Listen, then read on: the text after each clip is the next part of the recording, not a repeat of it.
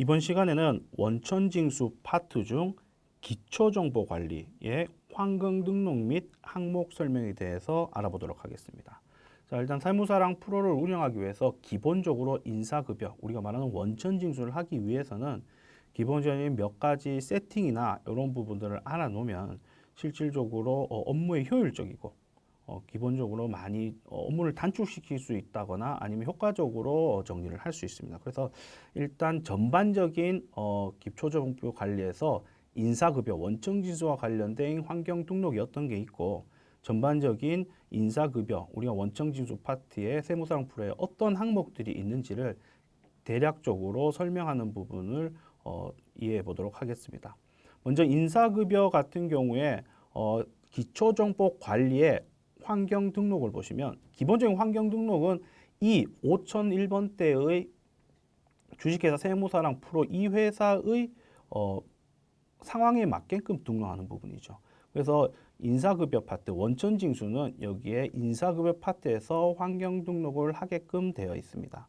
자, 환경 등록 내역을 기본적으로 한번 보도록 하겠습니다.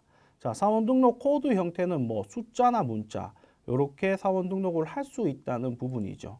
사원 등록이 근로소득 관리에 사원 등록 부분이 있는데 여기에 보면 이 4번을 숫자나 문자로 관리할 수 있다는 부분의 얘기입니다. 그러니까 그 부분을 보시면 될 것 같습니다. 급여 산정 기준일 사용 여부입니다. 급여 산정 기준일은 기본적으로 말 그대로입니다. 급여 산정을 어떻게 할 거냐. 만약에 산정을 사용으로 했고 그렇게 되면 산정 기준일을 전월로 할 건지 당월로 할 건지를 지정하게 돼 있습니다. 그래서 당월 15일이든 전월 15일부터 한 달 기준으로 할지 이런 부분이 산정 기준일을 산정하게끔 돼 있는 부분입니다. 이 부분은 뭐 사용하시는 분들은 있겠지만 기본적으로 많이 사용하고 있지 않은 부분이긴 하죠. 자, 급여 지급 형태입니다. 급여 지급 형태는 당월에 지급한 경우는 당월 급여를 당월에 지급, 당월 급여를 다음 달에 지급하는 경우는 다음 달에 지급, 이렇게 체킹하게 되어 있습니다. 이 부분은 어디에 있냐면 세무사랑부에서 급여 자료 입력을 했었을 때 이 부분에 있어서 기본적으로 만약에 이 부분에 당월 급여를 당월에 지급이라고 하게 된다면 급여에서 당월 급여를 여기에 입력을 했었을 때 자동적으로 이렇게 1이라는 부분이 뜹니다. 왜 이렇게 자동적으로 1이라는 부분이 뜨냐면은 여기에 기본적인 세팅이 당월 급여를 당월의 지급으로 체킹이 돼 있기 때문에 1이라는 부분이 뜨겠죠.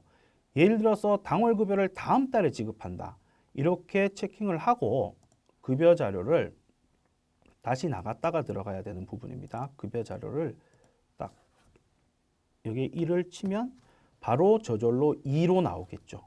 왜? 우리가 환경 등록에서 당월 급여를 다음 달에 지급한 걸로 체킹을 해놨기 때문에 2로 나옵니다. 자, 이런 부분을 보시면 될 것 같습니다. 그래서 이 부분을 선택하고 급여 지급 일자도 기본적으로 세팅을 할 수 있습니다. 급여 지급 일자를 만약에 당월 급여를 당월에 지급한다. 그리고 31일이다. 이렇게 된다면은 기본적으로 급여 입력 자료를 보시면 자, 1을 쳤었을 때 기소고를 바로 1월 30일로 저도로 변경이 됩니다. 2를 치게 되면 바로 2월 말일자로 변경이 됩니다. 그래서 이런 부분은 이제 기본적인 환경 등록을 해 놓으시면 업무가 조금은 편하고 하는 부분들이죠. 예, 이런 부분들을 참고로 보시면 될 것 같습니다. 자, 급여 자료 입력 화면입니다. 급여 자료 입력 화면은 구분 없이 입력하는 것들이 기본적입니다. 구분별로 입력하는 것은 여러 가지 현장이나 이런 구분별로 입력하는 부분이기 때문에 이런 부분의 변경을 환경 등록에서 할 수 있습니다. 자, 급여 입력 방법입니다. 리스트 입력 방식이 있고 차원 추가 입력 방식이 있습니다. 리스트 입력 방식은 급여 대장을 작성을 했었을 때 전달에 퇴사한 사람을 제외하고 모든 사원 등록에 입력되어 있는 직원들이 급여 입력에 나오는 겁니다. 사원 추가 입력 방식은 개별적으로 사원들을 추가해서 급여 대장을 만드는 방식입니다. 그래서 우리가 세무사 사무실 같은 경우는 2번 사원 추가 입력 방식을 가급적이면 안 해야 되겠죠. 2번 사원 추가 방식을 하게 되면 실수나 빠지는 부분이 생기기 때문에 반드시 리스트 입력 방식을 하는 것을 권해드립니다. 어쨌든 그 부분을 변경하는 부분입니다. 총괄 납부는 사업자가 여러 개 있었을 때 한 번에 납부하는 부분인데 거기에 해당 사항이 있으면 열을 체크하셔 갖고 납부를 하시면 됩니다.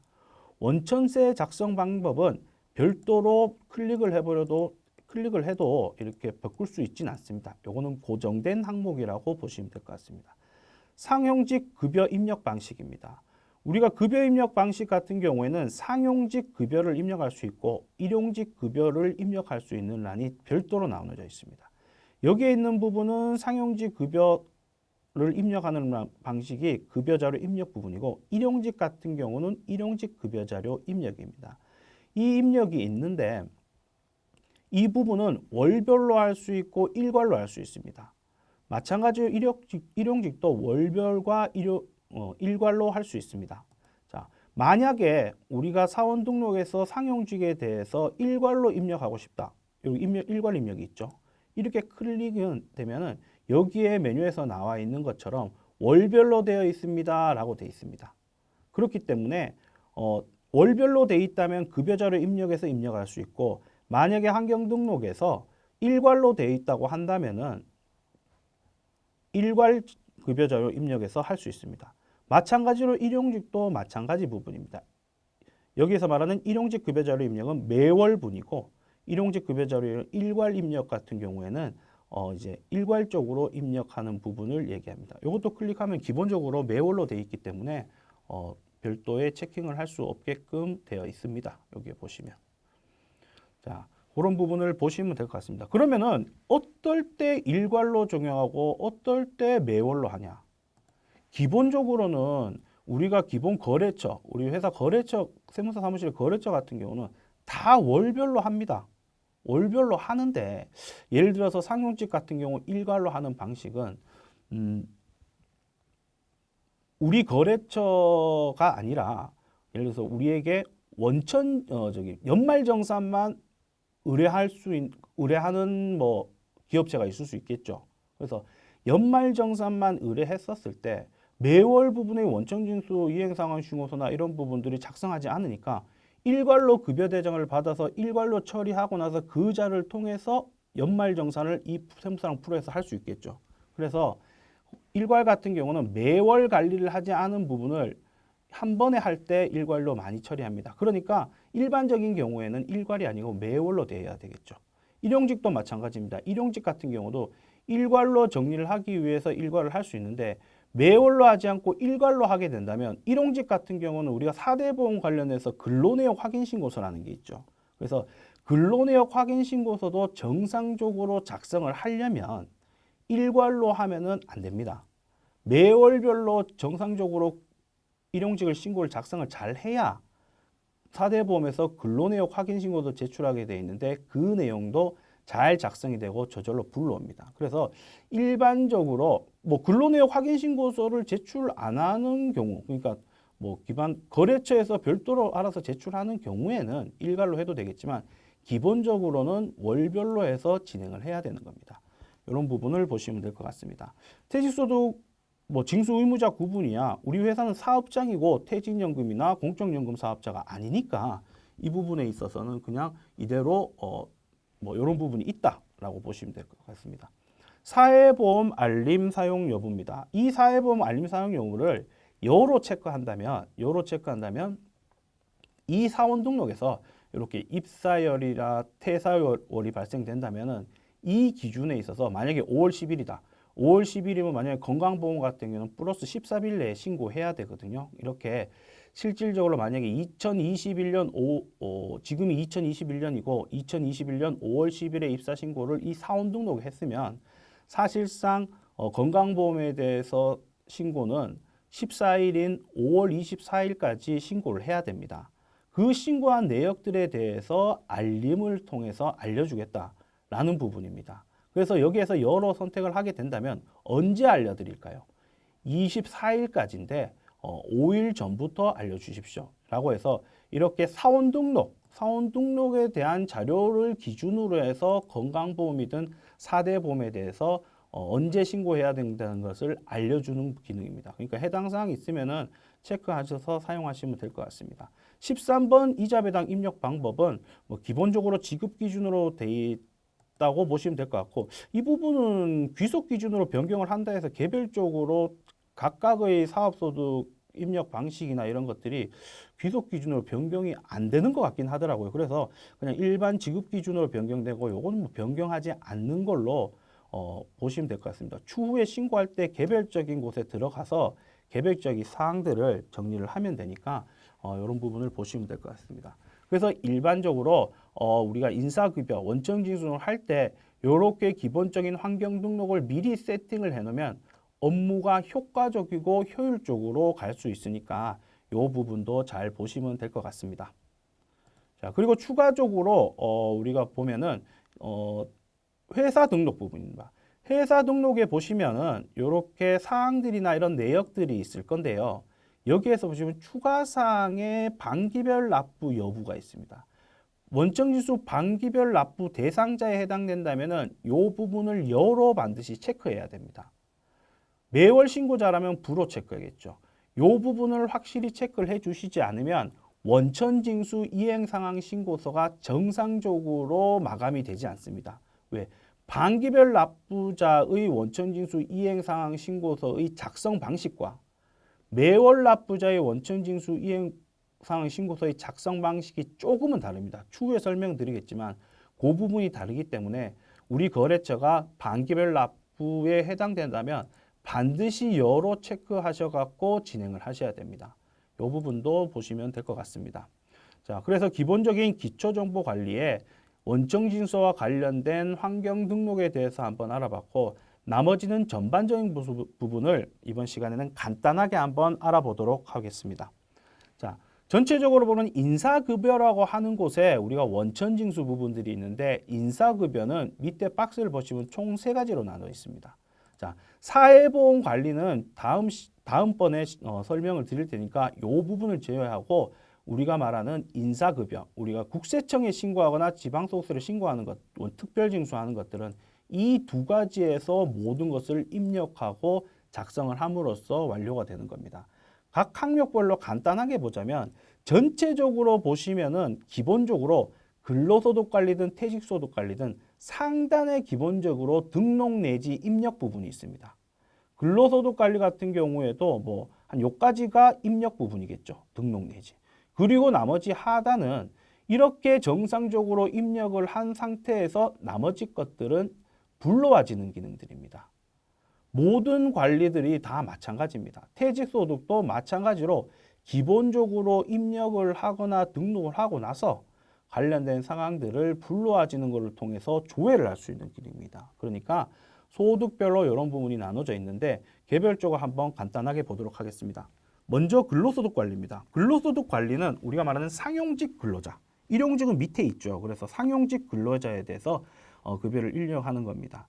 전반적인 세부 사항은 각 파트별로 설명을 별도로 드릴 거니까 대략적인 것을 보면 이렇게 기본적으로 근로소득을 관리하려면 사원 등록을 해야 되겠죠. 그 다음 급여 자료를 입력하고 이 급여 자료를 우리가 재무제표에 회계 처리할 수 있게끔 또 나와 있습니다. 그리고 아까 설명한 것처럼 일괄로 환경 등록을 체크했으면 일괄로 급여 대장을 작성할 수 있다. 그래서 이렇게 급여 대장을 매월 작성을 했고 지급을 했다면 거기에 맞게끔 원천징수 이행상황신고서를 작성했습니다. 이 원천징수 이행상황신고서는 뭐 여기에 보시면은 세무신고 서류에 원천징수 이행상황신고서가 있을 거고요. 그리고 기타 소득에서도 원천징수 이행상황신고서가 있습니다. 이것들은 다 동일한 겁니다. 여러 개 중복적으로 있는 부분이니까 별도로 다른 게 아니고 근로소득 원천징수 이행상황신고서는 한 세 군데 있는데 다 똑같은 거다. 어디에서 조회하든 마감이든 다 똑같습니다. 자, 밑에 근로자별 근로소득 원천징수부입니다. 원천징수부는 뭐 말 그대로 소득자별로 근로소득에서 띈 원천에 대한 내역들을 원천징수표가 있죠.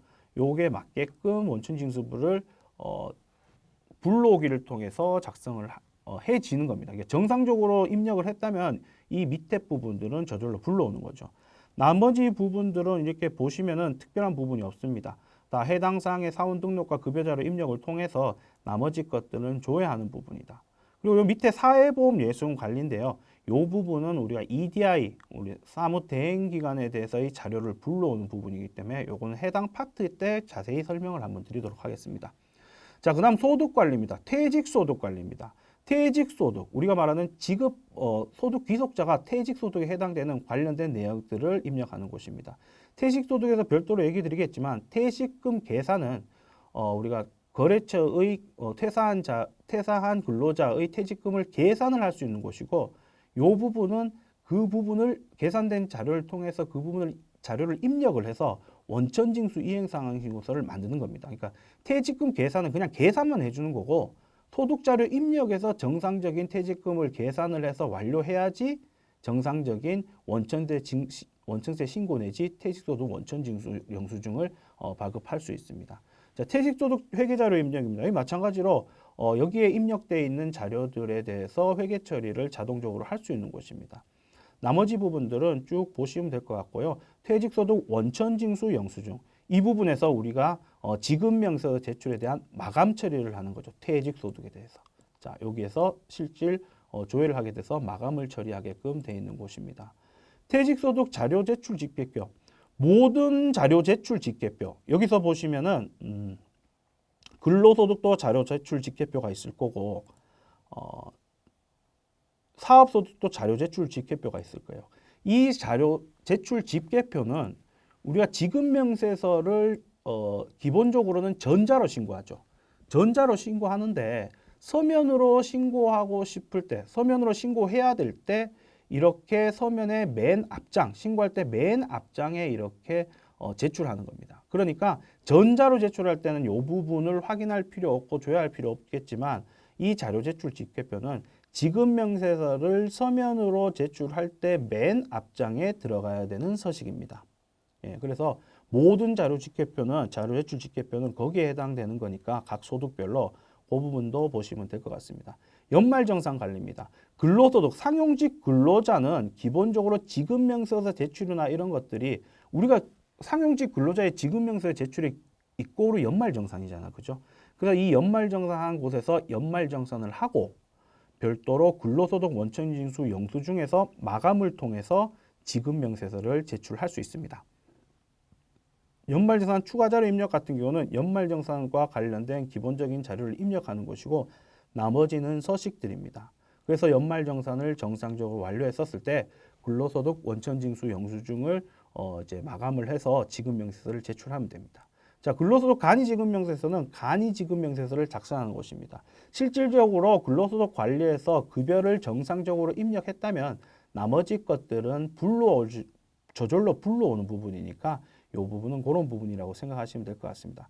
근로소득 자료 집계표도 아까 전에 설명드린 것처럼 자료 집계표, 서면으로 근로소득에 대해서 지급명세 제출할 때 이때 맨 앞장으로 포함되는 겁니다. 연말정산 현황은 연말정산 다 하고 이 부분이 어떻게 처리되었는지를 한 번에 볼 수 있는 곳입니다. 외국인 근로자 단일 세율 같은 경우는, 외국인 근로자 같은 경우에는 단일 세율은 19%를 외국인 근로자가 선택에 의해서 신청을 할 수 있겠죠. 할 수 있어요. 그런데 그 부분에 있어서의 적용 신청서에 해당되는 부분입니다. 이 부분을 보시면 될 것 같습니다. 사원 관리는 뭐 이런 부분들이 있으니까 대략적으로 보시면 될 것 같고요. 자, 일용근로 관리입니다. 일용근로는 일용직 근로자의 지급명세서나 원천징수 할 때 들어가는 부분이고, 마찬가지로 상단에 자료 입력과 등록이 돼 있고, 나머지 것들에 대해서는 조회를 통해서 지급명세서도 제출한 겁니다. 일용직 지급명세서도 일용직 지급명세서는 이쪽에 지급명세 쪽에서 제출합니다. 7월부터 매월로 바뀌었기 때문에 그 부분도 보시면 될 것 같습니다. 자, 세무신고 서류입니다. 세무신고와 관련된 것들의 서류들을 이 항목들에 이제 이렇게 모아놨는데요. 원천징수 이행상환신고서는 뭐 아실 거고, 소득세 납부서입니다. 정상적인 원천징수 이행상환신고서를 작성했다면 소득세 납부서나 지방소득세 납부서는 저절로 불러옵니다. 일반적으로는. 그래서 소득세 납부서 내지 지방소득세 납부를 해서 조회할 수 있는 납부서를 만들 수 있는 곳입니다. 지방소득세 납부서는 납부서를 만들 수 있을 뿐만 아니라 지방소득세를 위택세 전자신고를 하기 위해서는 이 지방소득세 명세서 납부서 쪽으로 해서 마감을 하시면 됩니다. 자, 지방소득세 특별징수분 환급청구서.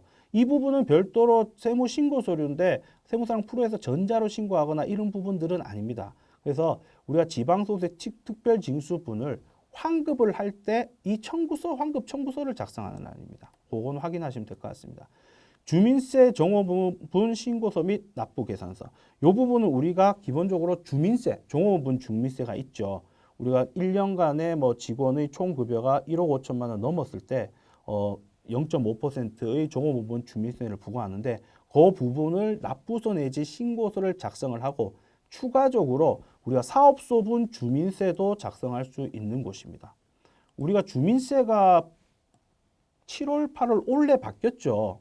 원래는 사업장할 주민세하고 재산분 주민세가 나눠져 있었는데 그게 통합이 돼 갖고 사업소분 주민세, 여기서 보면 사업소분 주민세로 통합이 됐습니다. 여기에 대한 자세한 설명은 해당 파트에서 설명드리도록 하겠는데 어쨌든 우리가 말하는 사업소분 주민세나 종업원분 주민세에 대해서 신고서 및 납부서를 작성할 수 있는 곳입니다. 이것도 전자신고가 별도로 되는 건 아닙니다. 세무사랑 프로에서. 자, 갑근세 원천징수 확인서입니다. 갑근세 원천징수 확인서는 뭐 해당 사항을 정상적으로 입력했다면 원천징수를 확인할 수 있는 곳입니다. 이 원천징수 확인서는 기본적으로 이런 때가 필요하죠. 뭐 직원들이 대출을 받으려고 하는데 당해의 소득 증빙이 필요하다.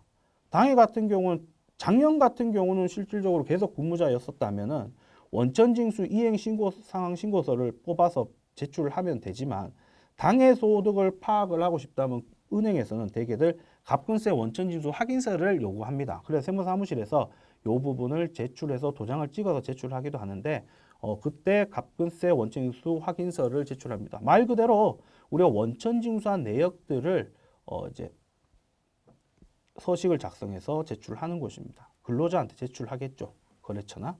자, 원천신고 검토표입니다. 원천징수 검토표는 기본적으로 원천징수한 전체, 매월이나 전체에 대해서 원천징수 내역들이 나와 있는 것입니다.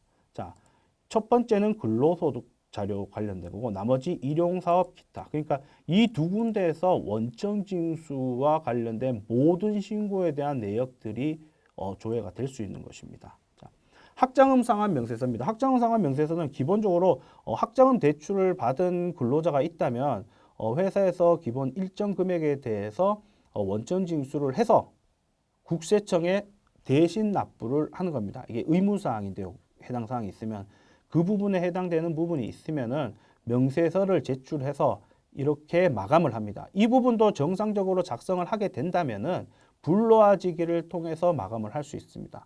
급여대장을 정상적으로 작성하면 여기에서 불로아지기를 통해서 마감을 하는 것입니다. 이 마감을 해서 이 부분은 전자제출, 세무사랑 프로에서 전자신고를 할 수 있어요. 여기서 학자금 상환금 전자신고를 해서 전자신고 파일을 만들어서 국세청 홈택스 사이트 말고 별도의 학자금 사이트가 국세청에 있어요. 그쪽에 신고해서 납부서를 뽑아서 우리가 원천징수 의무자가 근로소득자의 학자금의 대출에 대한 일정 부분의 금액을 대신 납부하는 뭐 이런 부분입니다. 이런 부분에 관련된 내역들입니다. 중소기업 취업자 소득세 감면 같은 경우에는 우리가 중소기업 취업자에 대해서는 뭐 일정 기간 단위로 취업에 대한 소득세 뭐 최대 90% 청년 같은 경우는 감면을 하죠. 그래서 입사 시에 근로자가 이 부분에 있어서 감면을 받겠습니다라고 제출을 하게 된다면 이 감면 대상 명세서를 입사시입니다. 입사 시에 신고를 해서 하는 겁니다. 신고해서 마감을 하면 이것도 국세청, 이건 홈택스에서 중소기업 취업자 감면 전자신고를 할 수 있으니까 이 부분을 마감을 하고 정산신고를 해서 중소기업 취업자 감면 부분을 적용받을 수 있습니다. 자, 전자신고를 보면 뭐 원천세 전자신고, 요거는 우리가 말하는 원천징수 이행상환 신고서, 국세청에 신고하는 겁니다. 요거는 전자신고 파일로 만들어서 홈택스에 신고할 때 사용됩니다. 지방소득세 전자신고, 요것도 전자파일로 제출해서 지방소득세 특별징수분에 대해서 전자신고를 하고 요 부분은 위택스를 통해서 전자신고해서 할 수 있습니다. 자, 지급명세서 전자신고는 국세청에 연말정산 내지 뭐 거주자의 사업소득 관련된 지급명세서를 홈택스에 신고하기 위해서 전자신고를 할 수 있는 파일을 만드는 곳입니다. 간이지급명세서도 마찬가지로 간이지급명세서와 관련된 것들을 전자신고 홈택스에 할 수 있게끔 만들어져 있는 곳입니다. 자, 법인지방소득세 이자배당 전자신고입니다. 법인지방소득세 이자배당은 우리가 귀속자가 법인인 경우에 이자 소득이 발생된다면은 지방소득세에서 별도의 신고를 해야 돼요. 그 부분이 어디 있냐면 사업소득, 기타소득 종류의 기타소득 관리가 있죠. 여기에 법인 지방소득세 이자 배당 소득 특별징수 영수증이 있습니다. 그러니까 법인에게 이자를 지급했었을 때는 원천징수도 하고 추후에 지방세에서 법인 지방소득세 이자소득 특별징수 영수증을 제출해서 마감을 해야 됩니다. 이거는 국세청이 아니고 지방세 부분이죠. 그래서 해당 사항들을 정상적으로 입력했으면 조회를 통해서 1년에 한 번 마감을 하고 마감한 내용을 이렇게 전자신고로 할 수 있는 것입니다. 그러니까 법인에게 이자소득 등을 지급했었을 때 관련된 내역들을 해당 사항이 있으면 신고하는 거죠. 자, 일용직 전자신고도 마찬가지로 일용직에 대한 전자신고를 하는 것입니다. 밑에 두 개는 설명을 드렸습니다.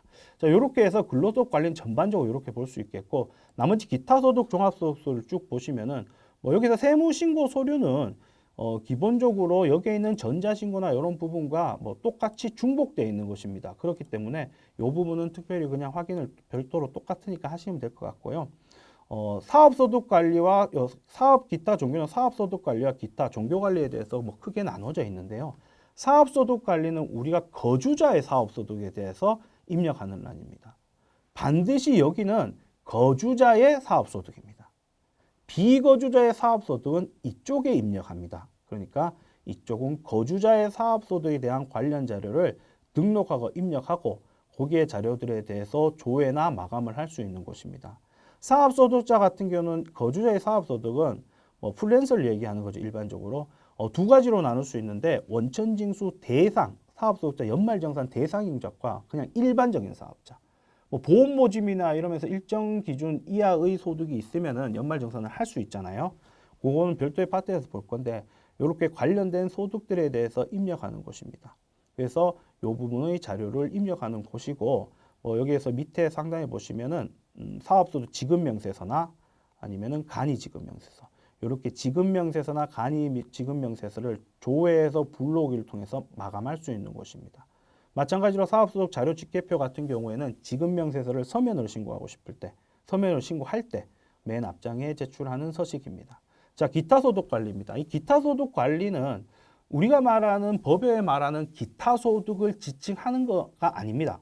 여기에서 근로소득, 퇴직소득, 일용직소득, 사업소득 말고 나머지 소득이라고 이해를 하셔야 돼요. 왜냐하면은 기타소득에는 거주자의 기타소득도 있겠지만 비거주자의 사업소득 내지 인적용역소득 그리고 이자 배당 소득도 전부 여기에서 작성을 합니다.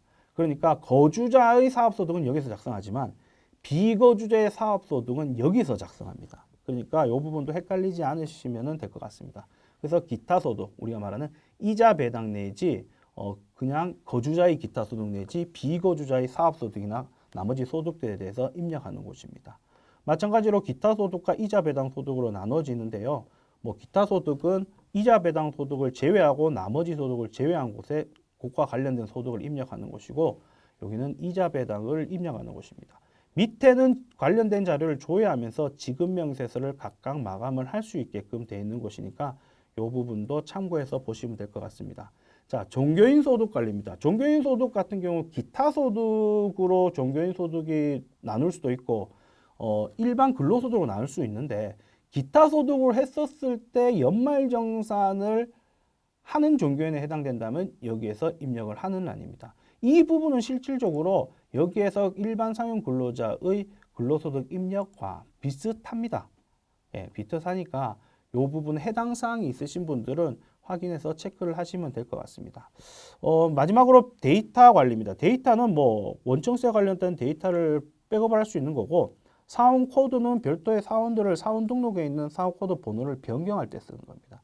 마감 후 2월은 이 2022년의 원천징수에 및 지급명세서를 모든 걸 제출 완료하고 대개들 3월 10일 이후겠죠.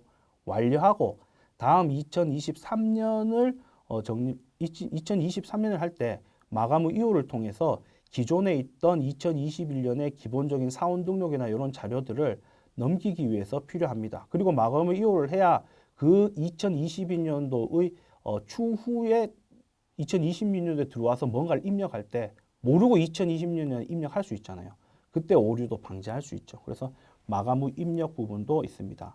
마지막으로 한번 체크해 볼게 데이터 체크 부분인데요. 데이터 체크 부분을 눌러보면 기본적으로 원천 징수나 자료 입력, 이런 자료 입력들에 대해서 만약에 에러 부분이 있거나 하면은 검사 시작을 통해서 잘못 작성된 부분이 있으면 이 에러 내용이 뜨게 돼 있습니다. 그래서 기본적으로 1년에 한 번 원천 징수에 대한 2020년도가 당해연도면 2020년도에 원천 징수를 모든 걸 처리하고 마감 후 이율하기 직전에 한번 최소한은 한번 에러 체크를 해서 관련된 에러가 없는지를 확인할 필요성도 있고 아니면 매달 신고할 때 신고서를 제출하기 전에 한 번씩은 이렇게 데이터 체크를 통해서 에러 사항들이 없는지를 수시적으로 수시로 확인할 필요성도 있죠. 그래서 이 데이터 체크도 한번 유의 있게 잘 보시면 될 것 같습니다. 이상으로 기초정보관리의 환경등록 및 항목 설명에 대해서 알아보았습니다.